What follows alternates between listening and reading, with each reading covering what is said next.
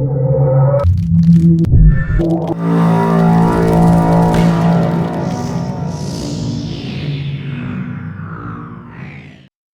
everybody, what's going on? And welcome to Guns N' Roses Central. And it's Monday morning, which means it's time to go over this past week's Guns N' Roses news. So let's take a look at what was making the news in this world of Guns N' Roses.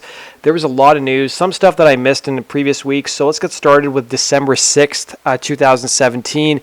It was the 15-year anniversary of the Guns N' Roses Riot in Philadelphia on the Chinese Democracy Tour. So Philadelphia was not supposed to be the last date of the actual tour that Axl and company were on, but it ended in a riot. So Clear Channel, who was a promoter, ended up nixing the rest of the tour. So apparently there was a lot of rumors that Axl was watching a basketball game and that's the reason he didn't show up, but he claims that he was actually sick and that's why he didn't actually show up to the show. So for the actual show, Guns N' Roses had CKY and Mixmaster Mike as the opener. So 1 hour after Mixmaster Mike left the stage, the pumped-up audience chants of Axl, Axl turned into a taunting singy-song rendition that was soon replaced by an equally droll a-hole, a-hole. Merchandise stands closed shop and alcohol stopped being served, which was a clear hint that something was up.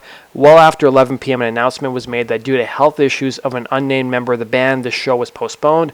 Almost on cue, physical objects began raining down on the stage. In addition to unrelenting cheery chorus of booze, and food and drinks were the least of it. Some fans in the upper levels broke off the binocular cases bolted underneath their seats and threw them as projectiles to the lower levels. So I've done a whole true story episode about this riot. I've linked to it down below if you guys want to go check it out. Let's go on to our next piece of news, and I've also linked to the Ultimate Classic Rock article as well. So we've got some Slash news. So Slash has been around town since the tour has ended. He's been spotted in a number of places, and he's going to be doing an interview coming up with Nikki Sixx on his show 6 Cents.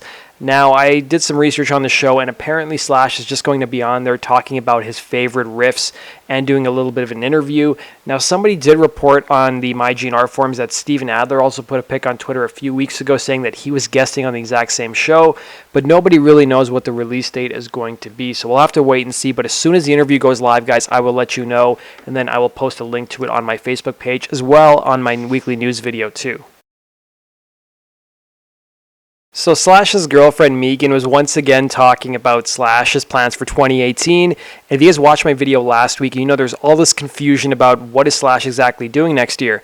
Some people originally thought it was a Conspirators album because that's what Megan originally said, but then Miles Kennedy went on Eddie Trunk's show and said he's not working with Slash right now. 2018 is going to be all about his solo album, Year of the Tiger, and 2019 is going to be dedicated to Alter Bridge. So a fan reached out to Megan for clarification and basically said Miles recently said in an interview that Slash and Miles Kennedy and the Conspirators is in the background and focused on her lonely work. You recently commented that they would return to the studio, so I don't understand what exactly is next for Slash. So she responded, maybe you should ask the band guys. So maybe she was given the corn, as some Guns N' Roses fans say, and maybe, you know, she's not allowed to speak on what the status of it is. But I do want to let you guys know that Slash was spotted at Disneyland last week with the Conspirators minus Miles. It was Todd Kearns' birthday, and this is some photos of them at Disneyland. You can see there's the members there along with Slash's bodyguard as well and their girlfriends. So I'm guessing they must have been speaking about making a new record. I mean, one would think they would at least. So you guys can let me know what your thoughts are in the comment section. Let's go into our next news story. So Slash was also busy in Arizona this past week. He joined Alice Cooper at his annual Christmas Pudding concert he puts on. He was joined by Ace Frehley and Rob Halford. So Slash joined Alice Cooper on several of his songs, including I'm 18 and School's Out. Rob Halford also played some Judas Priest songs as well. There is some video footage on YouTube if you guys want to go check it out. Let's go on to our next piece of news. We've also apparently got a new sighting of Axl Rose. Now, this hasn't been confirmed, but somebody tweeted this to me. This is apparently a recent photo of Axl in December. So this month out in LA, a fan ran into him and took a photo with him. And yeah, that's basically what Axl's up to. I guess he's taking it easy, and we're going to see what's going to happen in 2018 with Axl, whether he's going to go back to AC/DC or write some songs with Guns N' Roses. So in addition to playing the Download Festival in the UK, Guns N' Roses are also going to be playing the Download Festival in Paris as they announce their 2018 lineup, which is going to feature Avenged Sevenfold, Guns N' Roses, of course, Ozzy Osbourne, Bullet for My Valentine, and the Pink Slips. So that's Duff's band. That's Duff's daughter's band, who's also going to be playing the Download Festival in the UK. And there's going to be many more bands announced still to come. We've also got a new interview with Gilby Clarke, who is out in Australia promoting some of his upcoming solo shows there. And an interview with the Collision radio show, Gilby stated about reconnecting with his former bandmates at the Rock and Roll Hall of Fame. He said the Hall of Fame induction was surreal because I think it was a surprise to all of us. When it was all going down, it was kind of a little dark cloud because nobody was really looking forward to it. It was such an awkward situation because Axl had made it clear he wanted no part of it. Izzy made it clear he wanted no part of it. I know Slash and Duff really wanted to do something special, and that performance really didn't come together until honestly the day before. I got a call from Duff. He said, "Hey Gilby, we decided we're going to play. We'd really love for you to come up and play with us." And I had no intention of going. We had all tickets and stuff. But that being said, being asked to play by the guys, I would go and always play with those guys. He also talked a bit about playing with Steven Adler. He said that actually he did have fun, and I really enjoyed playing with Steven. He said that was really nice. Miles is a class act. He can just get up there and do his thing, and he's got great balls, and he does a great job, and that was extremely impressive. So he also talked a bit about his upcoming solo album. He said, "I've been working on a new record all year long. At the beginning of the year, I had a handful of songs that I thought were really good, and I just spent the whole year tracking them, and it's done. It's getting mixed right now, and hopefully it's going to be out the first quarter of next year. But it is done, and in my opinion, it's pretty damn good." He said he's tried to jumpstart this record a few times over the last couple of years, but he just hasn't really felt good about the record until he got this recent batch of songs. So if you guys want to hear the entire interview, I've linked to it down below. We've also got some Matt Sorum news. So he's going to be doing another gig with Kings of Chaos, along with Sammy Hagar. So they're doing a gig for Adopt the Arts, which is a program that Matt Sorum has been working a lot with, along with actress Jane Lynch.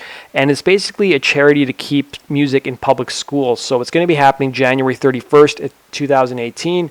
And if you guys want to get tickets, it's at adoptthearts.org. It's going to be featuring Matt Sorum, Steve Stevens, Billy Duffy, Michael Anthony, Robert DeLeo, Dean DeLeo, Steve Lukather, as well as a handful of other people as well. So you guys can go check that out. If any of you guys are going, let me know. So it looks like Duff McKagan's also going to be playing on another record that's not The Walking Papers. So Lawrence Rothman was interviewed by Billboard.com, and he talked about working with different musicians on his upcoming record.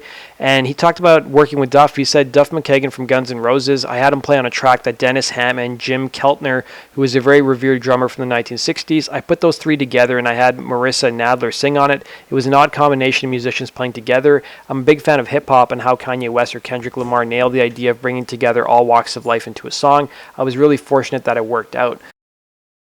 We've also got some Steven Adler news. So because Christmas is coming up, he's actually having a sale on his artwork, so you can save 20% on his artwork. So typically it retails for $200 US, and it's called It's So Easy, a visual study of rhythm. So it measures 19 inches by 19 inches, and it's a canvas that I guess I'm not really sure how he came up with it or how the whole thing works.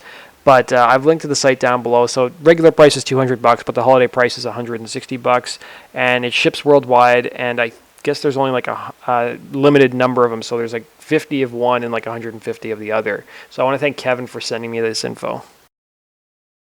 So Kevin was also nice enough to send me some more stuff from his collection. So this is some stuff I guess he's got hanging around his house. This is something I haven't seen before. This is a flyer from the first show that Guns N' Roses played at the Cat House from back in the day. This is a rare picture of the band playing in London at the Marquee from 1987. I haven't seen this picture before. Let me know if you guys have seen this picture.